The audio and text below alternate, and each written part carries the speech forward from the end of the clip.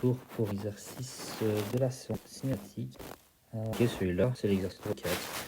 Je mets en évidence cette information importante. Robin des Bois tire une flèche qui s'élance avec une vitesse initiale formant un angle de 30 degrés.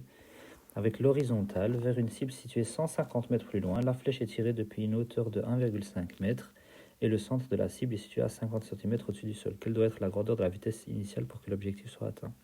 Je représente la situation. Du coup, il y a Robin des Bois à 1,50 m. Ok. Il y a Robin des Bois à 1,50 m du sol qui tire une flèche qui fait un angle de 30 degrés. Et cette flèche doit atteindre une cible 150 mètres plus loin à 50 cm du sol. Donc voilà. Nous, on demande de trouver V0, sachant que la flèche fait un angle de 30 degrés. Donc première chose qu'on va faire, c'est décomposer en fait, parce que là on a affaire à un mouvement je pense qu'on appelle dans votre cours on appelle ça un mouvement composé. Du coup, la flèche elle ne se déplace pas uniquement selon X ou selon Y, elle se déplace à la fois selon X et Y. Voilà, c'est un problème qui est en deux dimensions. Du coup, on peut décomposer le vecteur vitesse V0 en V0x et V0y. Oui, on a la règle des sinus. Du coup, sinus de 30 égale à, Socatoire, qui est égal à l'opposé V0y sur l'hypoténuse V0. Donc, on a V0y qui est égal à sin 30 fois V0. Du coup, V0x, ça va être cos 30 fois V0 avec la loi.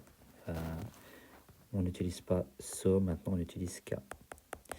Ok, super, on a trouvé V0y et V0x en fonction de V0. V0 qui est l'inconnu de notre problème. On va réussir à trouver ça à la fin. Super. Du coup, on garde avec nous le fait que V0x c'est égal à cos 30 fois V0 et V0y c'est égal à sin 30 fois V0. Go, go, go. Ok. La trajectoire de la flèche, comme je vous ai dit, elle est en deux dimensions. Elle se déplace selon X et selon Y. Son déplacement selon X, il est donné par la formule qu'on connaît. C'est x de t qui est égal à x0 plus v0x fois t. Normalement, il y a plus a fois t carré sur 2, mais la flèche ne subit pas d'accélération selon x. Ok. Du coup, ça, c'était pour le mouvement de la flèche selon x. Mais la flèche, elle bouge aussi selon y. Et selon y, c'est l'équation que l'on connaît bien. Y de t qui est égal à y0 plus v0y fois t moins g fois t carré sur 2. Ok. Super. Qu'est-ce que l'on connaît? Qu'est-ce que l'on ne connaît pas là-dedans? Évidemment, on va développer ça ensemble.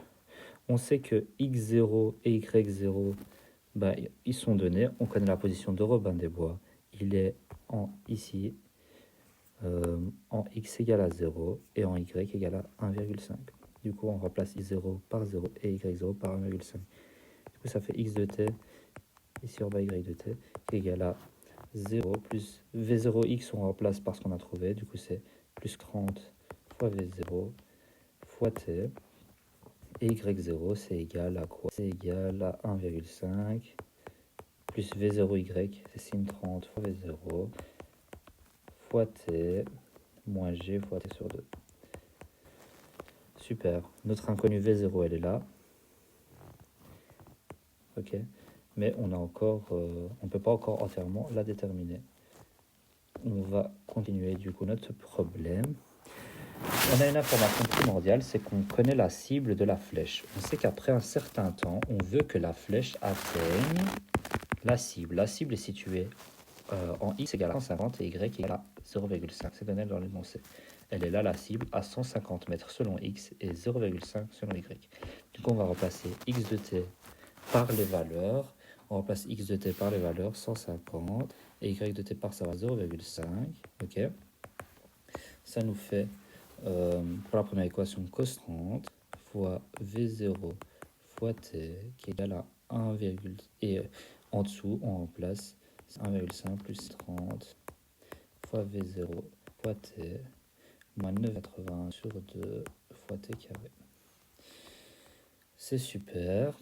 On a deux équations avec combien d'inconnus? On en a deux. On ne connaît pas V0 et on ne connaît pas T. On ne connaît pas V0 et on ne connaît pas T. Du coup, deux équations, deux inconnus. On peut résoudre ça. Comment on va faire notre compte?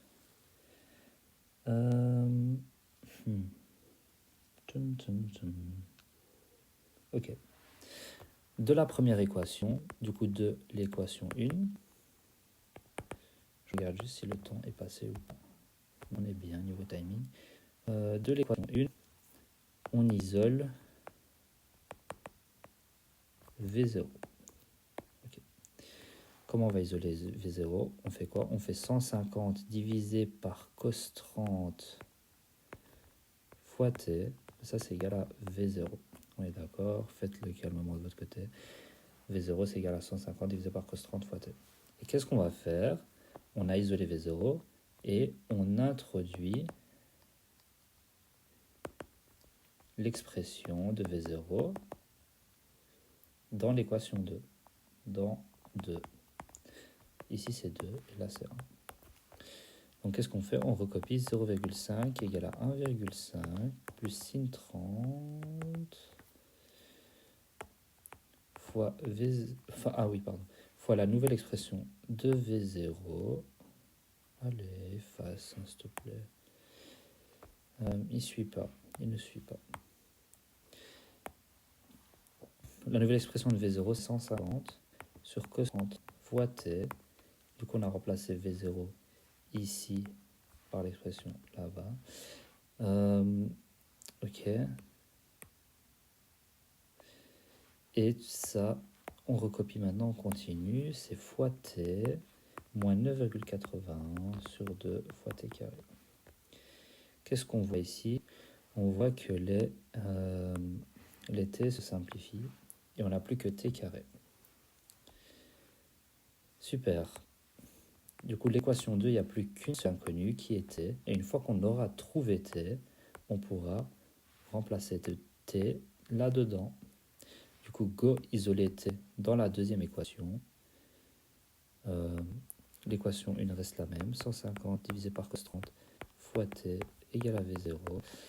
Et là, si on joue un petit peu avec l'équation, on passe le 1,5 de l'autre côté. Du coup, on a moins 0,5 moins 1,5, ça fait moins 1.